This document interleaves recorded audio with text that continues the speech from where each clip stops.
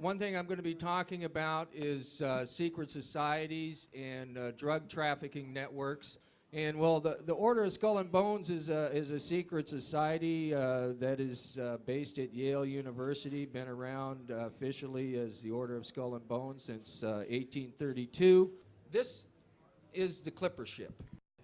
And the China trade is a polite way of saying the opium business. And the opium business became the largest business in the world in the 1830s.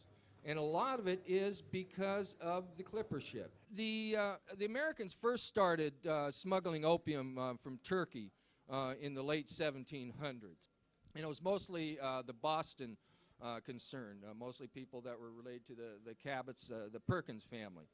And then there got to be a lot of opium being smuggled out of India by the British East India Company, and some of the English people didn't think it was proper for the British East India Company, which had the king or the queen as part of its partners, to be involved in smuggling opium into China, where the Chinese didn't want it. So the British East India Company said, okay, well, I'll tell you what, we'll just grow the heck out of it in India, but we won't send it in our ships anymore. So you had a couple of private concerns that developed. One, Jardine Matheson out of Scotland was the largest. Dent out of England was the second largest. And the Perkins concern and the Russell concern out of the United States were the third largest, and they combined in the late 1830s. And the thing is that, like I say, the core group at Skull and Bones, they're all related to the Cabot families. Well, some of the best information about opium smuggling in the 18th century is in books about Cabot genealogy. With the Clipper ship, they were able to go to, once they got involved in the trade between India and Canton, they were able to take the Clipper ship and make the trip there 3 times a year. And before that, it would sometime take them up to 2 years just to get from Canton to India and back. And now these ships could go there 3 times a year, so you can imagine, I mean, the amount of opium going in doubled 10 times in just a few years. And actually, they got so much of it, and opium got to be such a big thing that they got like a stock market on it, and speculators, and they drove the price up and down and all this type of stuff. And they caused the financial crisis of 1837. And it was kind of ironic that some of the members of these families, they lost all their money in the financial panic of 1837. They had to go back and make another fortune in the opium fortune, because these guys, I mean, were making big, big bucks. And, you know, and I'm not saying that, you know, opium is a bad thing, you know, but it does tend to put people in a space. Well, now, these guys here, William Huntington Russell and Alonzo Taft, those are the 2 founders of the Order of Skull and Bones. And they're also important as far as the history of drugs in the world. William Huntington Russell, his cousin down there, Samuel Russell, he was the founder of Russell Company, which was the 3rd largest opium smuggler in the world. And what they did with the money that they made in the opium, they brought it back here and set up the railroads and took a lot of land. It's no mistake that Mr. Weyerhaeuser was also a member, who got most of those lands, was a member of the Order of Skull and Bones.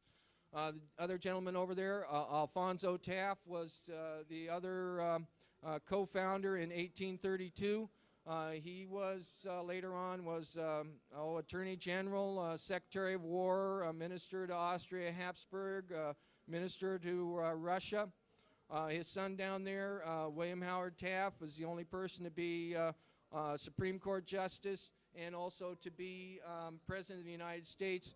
And he was also heavily involved in getting the United States. He helped set up the Hague and the Shanghai Convention that helped make 3 plants illegal around the world, that gave them a prohibition. Now here's Robert Bennett Forbes. He was one of the partners in Russell and Company. Forbes, as in John Forbes Carey, who's also a member of Skull and Bones, who's a quote-unquote Democrat running for president. John Forbes lived in Milton, Massachusetts, just down the street from where George H.W. Bush was born. And Robert Bennett Forbes was one of the persons that would say that he didn't smuggle opium. And one thing that he did was he had a ship, and the ship was named the Linton. And you see, you know, when you're selling something that's illegal, you have to come up with ways to do it, you know. And what these guys did was you couldn't take your ship into Canton loaded with opium. That was a no-no. What you did was there was this island called Linton that was outside of the port, and they had ships. They were a new ship. They called them store ships, and Robert Bennett Ford had one, and he even named it the Linton. And it sat out there for like 2 years, and the ships would come up, and they would offload the opium there, and then they would go on into Canton, and they would sell their chits, their piece of paper, to the people, and then they would go down there and pick up their opium. The Chinese didn't like this, you know. I mean, they didn't really think that they needed much from us. And after the Americans first, we were able to sell them some of the ginseng that we collected and whatnot, but they didn't really want the pottery that we made. They had China, you know, and they had all the cloth and all the stuff that they needed. And we were able to, you know, kill off most of the seals in the Northwest and take them over to them. And then we cut down most of the sandalwood in Hawaii and places like that. But after a while, we didn't really have anything, so they had to come up with something to get the items there. And then also, it was part of a political scheme in that the Dutch had found out early on in their plantations in Indonesia that they couldn't control the local population unless there was opium. And it was part of a political concern in trying to break down the area. So we had the Opium Wars. And we had the Opium Wars 1 and 2. And we won both of them. And after the first one, we got to go to Shanghai and open up the ports of Shanghai. So we had these motherships going up and down. And Skull and Bone, well, the families of Skull and Bones and Russell and Company, they owned 80% of the railroad traffic and all the shipping. They had a lock on it. They had 80% of it. These are their offices in Shanghai. Well, after the second Opium War, opium was made legal. And guess what? They had to start selling off all their shipping and their railroad things because, gee whiz, they stopped making their money. Well, what happened? The Maine blew up. Well, yeah, they got us into war, you know. I mean, there was a lot of things that Skull and Bones did in between, a lot of shenanigans. They were working us up to 1913, get us into the Federal Reserve, take our money away from us, you know. I mean, Thomas Jefferson said, if you ever let a private bank make your money, your children are going to wake up, be wage slaves. Well, it's time to wake up. You know, they got the American people all in a tither about the Cubans. They said that the Spanish are just treating them dirty. They're making concentration camps and all kinds of things like that. And we got to go to war. We got to go to war.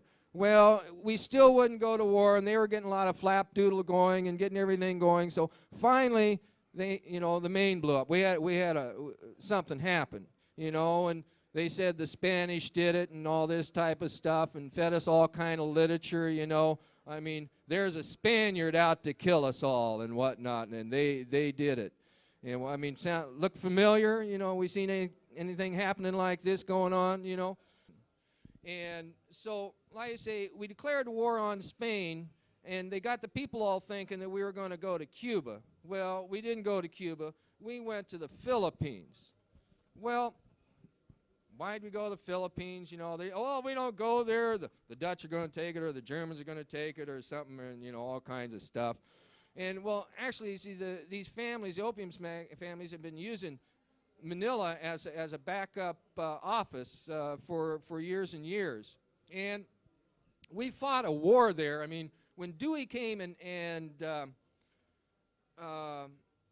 met the Philippines at the beach, they'd been fighting a war against the Spaniards for quite a while, and they'd pretty much beaten them. And the Filipino says, boy, we really kicked those Spanish butts, Mr. Dewey. And Mr. Dewey said, well, my little brown brother, we need to take care of you.